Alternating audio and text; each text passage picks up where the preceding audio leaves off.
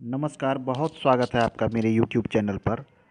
आइए आज हम बात करते हैं जातक के हथेली में बनने वाले स्टार, हाँ, तारे की आकृति, जिसे स्टार की आकृति बोलते हैं या तारे की आकृति बोलते हैं, उसके विषय में कि ये क्या होते हैं, इनके फल क्या होते हैं। ये आकृति कुछ इस प्रकार से होती है, इस प्रकार से आकृति कहीं पर भी है आपके हाथ में, अगर इस प्रकार से ये तो हो गई हमारी क्रॉस, लेकिन जब इस पे और रेखाएं बढ़ जाए इस प्रकार से तो इसे हम स्टार की आकृति कहते हैं। ये तारे की आकृति इस प्रकार से, या बहुत बार इस प्रकार से, तो इस प्रकार के स्टार नज़र नहीं आते हैं, इस प्रकार की आकृति बनती हो। ये कहीं पर भी हथेली में बन सकती है, इस क्षेत्र पर, इस क्षेत्र पर। इसके फल जो है शुभ और अशुभ, माने अच्छे और बुरे दोनों फल होते हैं। इसमें गुण भी है, अवगुण भी है, लेकिन ये जगह निर्भर करता है कि आपके हथेली में है कहाँ पर, उस पर निर्भर करता है। अगर आपके चंद्र क्षेत्र पर, ये हमारा चंद्र क्षेत्र होता है, हमने आपको बताया है कि चंद्र क्षेत्र, जैसे ये आयु रेखा दो भागों में बांट देती है, ये मणिबंध की रेखा हो गई, ये शुक्र क्षेत्र है, ये हमारा चंद्र क्षेत्र है। अगर चंद्र क्षेत्र पर इस प्रकार से स्टार की आकृति बन रही हो, इस प्रकार से स्टार की आकृति, या फिर इस प्रकार से अगर स्टार की आकृति बनती हो, तो इसके फल चांद के साथ इसको कह सकते हैं, चांद के साथ तारे।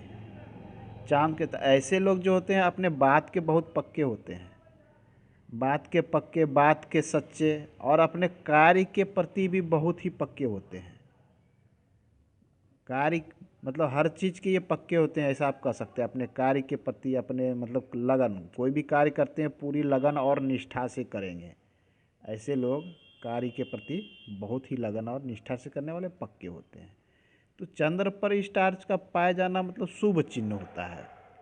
लेकिन यही स्टार अगर आपके शनि क्षेत्र पर होता है, शनि क्षेत्र पर अगर इस प्रकार से स्टार क्षेत्र, ये हमारा शनि क्षेत्र है, मध्यमा उंगली के नीचे वाले क्षेत्र को हम ये शनि क्षेत्र कहते हैं। ये शनि क्षेत्र, इतना हम लोग शनि क्षेत्र को लेते हैं। तो ये बहुत अच्छा नहीं माना जाता या अच्छा नहीं माना जाता है। इसके फल यहाँ पर अच्छे नहीं माना जाता है, अच्छे नहीं माने जाते हैं।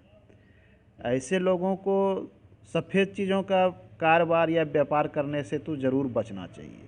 ये स्टार के चिन्ह जो है एक तरह से मानसिक उलझन, मानसिक बेचैनी, माने अस्थिरता, कार्य में अस्थिरता। तो शनि पर है तो शनि में धन से संबंधित होता है, ये धन की रेखा होती है, तो धन की संबंध में अस्थिरता हो जाएगी। ये चिन्ह यहाँ पर शुभ नहीं माना जाता। और यही स्टार का अगर चिन्ह हमारे गुरु क्षेत्र पर बनता है, ये गुरु क्षेत्र पर अगर स्टार का चिन्ह बन जाता है तो गुरु क्षेत्र पर बनना अच्छा माना जाता है। मान सम्मान प्रतिष्ठा को बढ़ा देता है। आप अगर स्टूडेंट है तो आप मेधावी होंगे, तेज होंगे, क्लास में अव्वल आएंगे, एग्ज़ाम्स में सफलता मिलेगी, तो मतलब उस क्षेत्र चीज़ को यह बढ़ा देता है स्टार होना।